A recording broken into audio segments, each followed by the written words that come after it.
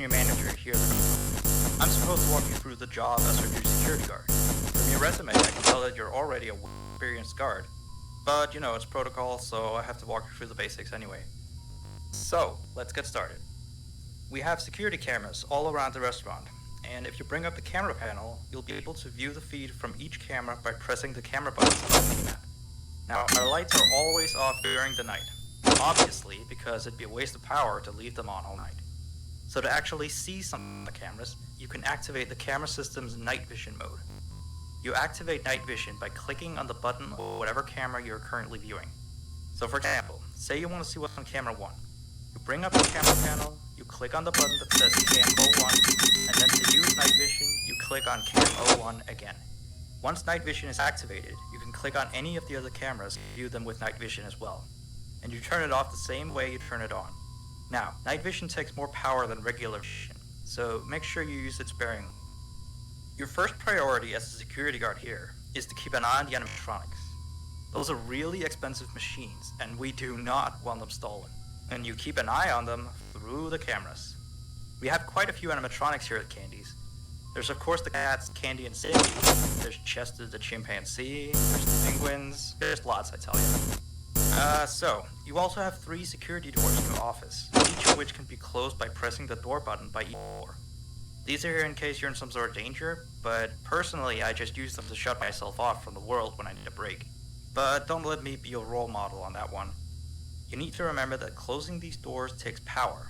The longer they're closed, the more power they drain. Now, I know that sounds kind of backwards, but you have to trust me on that one. I think it's something about the doors having an automatic fail-safe feature in case the power gets cut off. You know, so they open up if there's no power. All I know for sure is that they do use more and more power the longer they're closed, so you don't want to keep them closed for too long a time. Now, the reason I keep mentioning the power is because the restaurant uses a backup power generator at night, which only has a certain amount of juice in it. So anything from viewing the cameras to using the security doors takes power. You can see how much power you have left on the computer on the desk in front of you. Try not to run out of power. If you do though, you won't be stuck in the office since the doors will always open up anyway. Oh, and one last thing. The animatronics aren't completely turned off at night, so they might start walking around a bit. But just be careful not to let any of them into the office, because we have stuff in there we don't want damaged or anything. Though don't bother with the ticket booth door, they won't attempt to get in through there. That should be all. You'll hear from me again on your next shift. Have a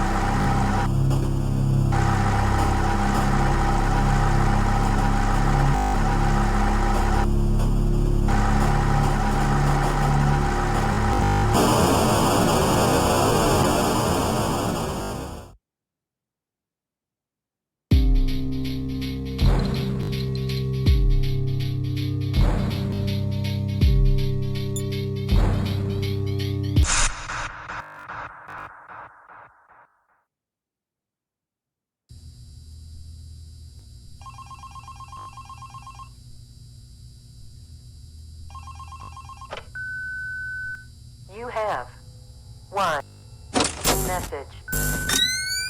Hey there.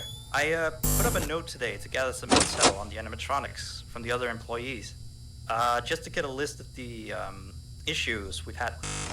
They've written down some stuff here for you. So let's see. Alright, so obviously the animatronics walk around at night. You know that by now. They try to get to places they shouldn't be. Yep. They act weird after dark. Yep. They don't like adults. I mean, I suppose. They always seem nice around children. Around us employees, they kinda stare at you. I always thought they just hadn't been coded to interact with anyone other than children. But some of the other employees have felt threatened by them now and then. But I know that some of them are also superstitious morons. So who knows if they just became scared when the animatronic looked them in the eyes or something. Anyway, one last thing on the list here. The last penguin interferes with system. There's a sentence I never thought I'd say.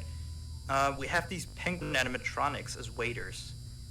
Take people's orders and whatnot. We used to have 3 of them, but 2 of them broke down and haven't been fixed yet. I think they're referring to the 3rd penguin that still works, or well, apparently it doesn't quite work. So yeah, definitely don't let him into the office. His presence alone could probably destroy our systems. Well, that'll be it for now. I'll sure to leave another message for your next shift.